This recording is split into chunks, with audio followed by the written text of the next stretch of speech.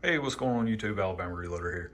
In today's video, I want to show you some of the results using the Nosler 140 grain ballistic tip bullet. And then of course I loaded up. If you guys go back and watch the last video I just posted where I walked through the 7 different powders that I wanted to test with that particular bullet. And I go over the reasons why I chose that bullet to start with. Again, it was the best shooting bullet out of the combinations that I tried with MP 620. So in that video, or that initial round of testing, I only tested one powder with several different bullets. This round of testing, I'm testing one bullet with several powders, right? So a little bit a different testing approach on this one. I do have the Discovery Opt, or Discovery Optics, whatever it's called. It's Chinesium scope, you could just call it that.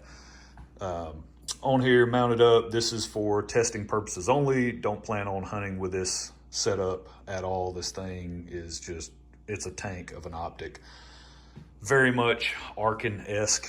If you own an Arkin, then this feels very much like an Arkin to me, with the turrets and everything. Someone actually commented in the video that I posted about this optic, somebody commented and said that this particular, the folks that make this optic actually made the Arkin optics at one time, something along those lines. Don't know if they still do or not, which of course, pretty much there's probably only a handful of actual optics manufacturing facilities in the world. So they all produce all the same junk, right? It's just depending on what brand, what level of specifications they apply, the quality control requirements, all this other stuff, right? That's really all it boils down to. It's not like every company has their own manufacturing facility. That's not how it works. So, but yeah, just a Chinesium scope, which actually for testing purposes, this thing works really, really well. Huge fan of this. Got it for a really good price over on Amazon. Came with the rings. The only downside so far are that the rings are pretty high. You can see just how high that sits. I would actually rather have it a little bit lower on the rifle, but again, for testing purposes, it works great. It's 5 to 30 by 56. Has a floating center dot in the middle of the reticle, which is really nice because this is what I like to, this is the target, I guess my target stickers that I like to shoot at whenever I have an optic like this, right? I have an Athlon Optics Midas TAC. It's a 5 to 25, very similar setup with a floating center dot. And whenever you have an optic like that, with that type of setup, these 1/4 inch dots that you can pick up from Walmart for like stupid cheap, these things work great, right? You throw them on a target backer and really, really fine aiming point with that type of optics. So fun stuff there. Let's get to the results. Today, I was able to get, as you can see, a lot of stuff shot at the range today. I did simply ran out of time, not necessarily ran out of time, but I ran out of, I don't know, maybe willpower. Maybe you call it willpower, right? Because my plan was to try to get through all 60 rounds in one range session. That proved to be pretty difficult simply because 60 rounds of 280 Ackley improved it'll wear on you a little bit. I made it through whatever. I made it through 50, I don't know, however many I got left, 40 something, 3, 6, 9, 12, 15, 18. So yeah, so I made it through 42 rounds or whatever it was. And really promising results with this bullet and a couple of powders that I tested. So if you guys will recall, we're testing Reloader 22, Reloader 19, Vitavori N560, IMR 4350, H4831 shortcut, IMR 7977, and Stay Ball 65. Now, I still have to shoot the H4831 shortcut and the IMR 7977 rounds. I wasn't able to get to those. When I was at the range, it was 30 degrees with an 8 to 10 mile an hour wind blowing in my face nonstop. That just kind of wears on you, right? On top of the amount of recoil and shooting that many rounds. Yeah, just the weather conditions, right? Environmental factors played a big role in how miserable the range session was. And at that point, you kind of lose focus on, trying to hold as tight as possible between the environment, which was extremely cold, windy, didn't feel good, and the amount of recoil that you deal with across that many shots. And the mirage. The mirage was absolutely terrible today. Not a cloud in the sky, sun beating down. It's one of those days where it's like deceptively cold, right? It looks amazing outside. Just looking out your window, you walk outside, you get punched in the face. So really cold day, mirage was terrible, everything terrible. So I'm laying out all the excuses up front. So that way when we look at the target, you guys will be like, man, for what he had to deal with, that's amazing results. No, I'm just kidding. But we did have really good results. I do want to go over the velocity stuff first, and then we'll look at the target. So that way you guys kind of get an idea of what some of this stuff was running. I was really interested in this Reloader 19 set of data simply because, like I said, I've tested MP620, Midwest Powder 620, that I got from AmericanReloading.com. And that powder, they recommend using Reloader 19 data as kind of a guide, right, on your charge weights and things to use for that powder specifically. They recommend using Reloader 19 data. So I kind of have an idea of how the MP620 stuff shot. So I was interested in circling back and using actual Reloader 19 and how it compares to MP620. So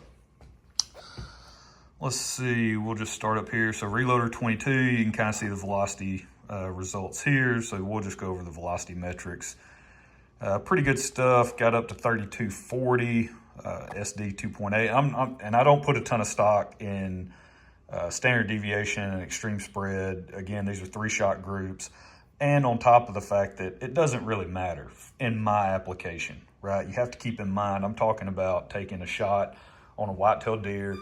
Max distance would be like 300 yards. That's absolute max that I think I would feel comfortable taking on a whitetail.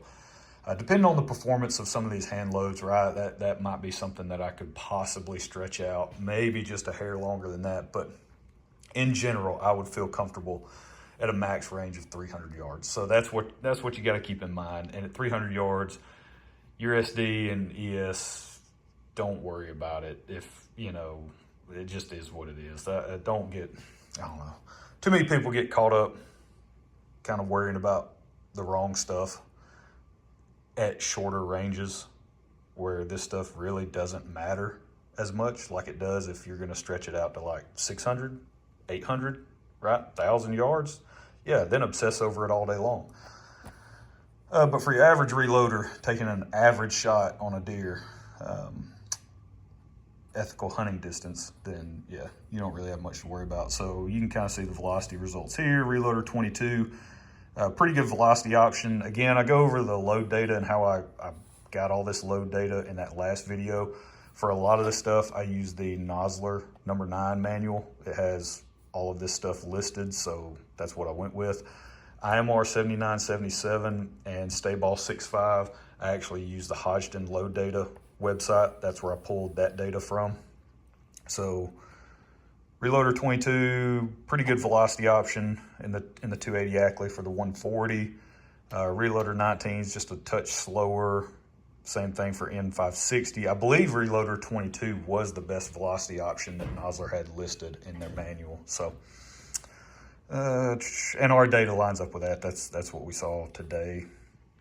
IMR 4350. So yeah, I mean, nothing really crazy here as far as velocities go. And I left myself room. If you'll notice, I put the range that Nosler lists in their manual, right? 60 to 64. You can see, 59 to 63. You can see that I'm under all of the max charges, right?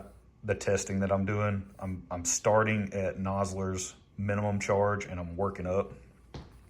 The only difference is this one, the Stayball 6.5, simply because originally I had put IMR 4831. I don't have enough powder to actually do, three-shot groups with that combination.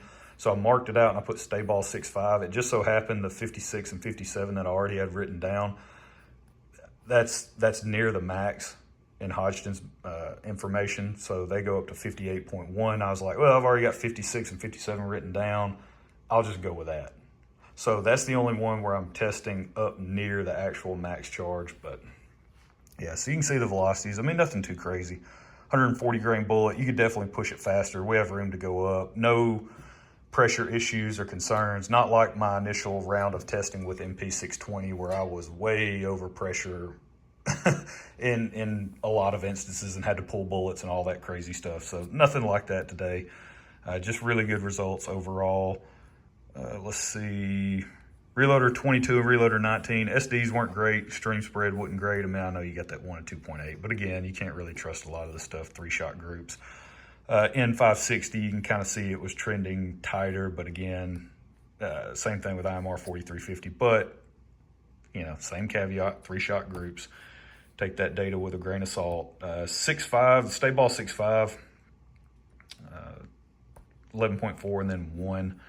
Not bad on the velocities. Yeah, just in general, pretty good stuff overall on the velocities. The main thing was I wanted to see if we would run into any pressure issues using that data, starting at the minimum and working up. We did not, so that is awesome. I still have room to run up if I want to, but I'm not really sure that I'm going to be honest with you, because let's check out the target, and I think I'm just gonna settle on a load. So this is the Reloader 22, Reloader 19, Vitivory N560, IMR 4350, stay ball 6.5, right? I've still got to shoot this row. This is the H4831 shortcut, and then IMR 7977. That'll be how I shoot them. So I thought about doing this round robin style, but I decided against it just because I would have to go back and pull all the data out and then do all the SD calculations myself, and I really don't want to fool with any of that. So I just did these 3-shot groups, just kind of started here and worked my way down the target, right? And to the point where I was getting pretty cold, I actually was like, you know what? I'm really interested in this stay ball stuff, just because there's a guy that keeps commenting about it. I really wanted to give that a shot and see how it did. So yeah, so that's why I shot those two out of sequence, I guess, if you want to put it that way. But Reloader 22 started off not great, almost 2-inch group. And then we did see some pretty interesting point of impact shifts, right? With Reloader 22 and Reloader 19 specifically. If you'll look, just massive change from point of aim, point of impact, right? So definitely could be some type of transition area that just doesn't like that combination. I don't know, but almost 2 inches, and then just under 0.9, and then just under an inch, right? Not great, not terrible though. And then we move over to Reloader 19. This is the 59 grain charge. What's so interesting about this, you know, obviously it's basically shooting pretty much 1/4 inch, 3-shot group. What's interesting about that is if you guys go back, if you'll recall, that 59 grains of MP620 is what shot so great originally, right? It was my best shooting combination out of anything that I tried, was the 140 ballistic tip and MP620, which, like I was just explaining, is supposedly very, very similar to Reloader 19. So I just found it interesting that the best combination of the day was 59 grains of Reloader 19. Now, velocity was definitely off a little bit compared to MP620. In the MP620 load at 59 grains, I'm around 3135 up to 3160. This was 2980, I believe. Gonna go back and look. Yeah, 2980 was the velocity. Also, the SD was 22. That's another reason why I don't put a lot of stock in it. For the distances that I'm gonna be shooting at animals, I don't put a lot of stock in SD and extreme spread. So yeah, so just about 1/4 inch there, good stuff. Opened up a little bit, 1.134. And then this one, I pulled that shot to the right. It wasn't gonna be an amazing group anyway, but I definitely pulled that shot to the right. But it is what it is. You still have to count it, because when you're out in the woods and you shoot at an animal, you don't get to say, hey, by the way, hang on, get back into position. I pulled that shot, let me try again. It doesn't work that way. So still got to count it. Now moving down to N560, this is definitely a powder bullet powder combination that I would explore more with, simply because I have like 8 pounds of it. But you can see we started off 1.523, 0.7, and then 0.64. Same, you know, kind of similar point of impact shift where we were coming along and then went up, right? And this same thing, not as drastic, clearly not as drastic as the Reloader 22 and 19 point of impact shift. But so really good results with N560, super promising stuff there. IMR 4350, this one, not too bad, came in just, you know, 0.870, 0.884, good stuff there. And then this could possibly be very similar, you know, point of impact shift upward, where you've got 1 down low and then 2 a little bit higher than the other 2 groups. So possibly just transition period there where it's starting to shift upward. Yeah, and then the stay ball 6.5, you know, 1.345. I didn't really do that group justice either. That one is slight pull to the left because these were the first 2 shots. So this was shot 1 and 2, and that's shot 3. But again, it is what it is. Got to count it. And then 0.740. So really good stuff overall. Extremely happy with how all of this shot today, right? We have 1, 2, 3, 4, 5, 6, 7, 8 3-shot groups under an inch. I'll take that all day long. And really the whole goal of this particular testing was just kind of test several powders that Nosler had listed in their manual with a bullet that shot really well in an initial round of testing with a completely different powder, right? So that's really, that was really the whole point. And I was very excited to see that, right, outcome of the 59 grain charge weight with Reloader 19. So I think I might just call it good at 59 grains of either Reloader 19 or MP620. Again, I've tested MP620. I've actually shot that 59 grain charge a couple of times now, and it shot 0.450 and 0.230, right? 200 yard back-to-back tests, and it shot really well. And then I actually loaded up 3 and shot them at 300 yards, and it was like 2.3 inch group at 300 yards. I can't complain with that. So that, I might actually set aside like 10 pieces of this Hornady brass and just load up 10 with that combination. And then we can just use the other 50 to test with. So that's kind of what I'm thinking. But where to next? Obviously, I got to get out to the range and shoot the rest of this stuff. That's priority number 1.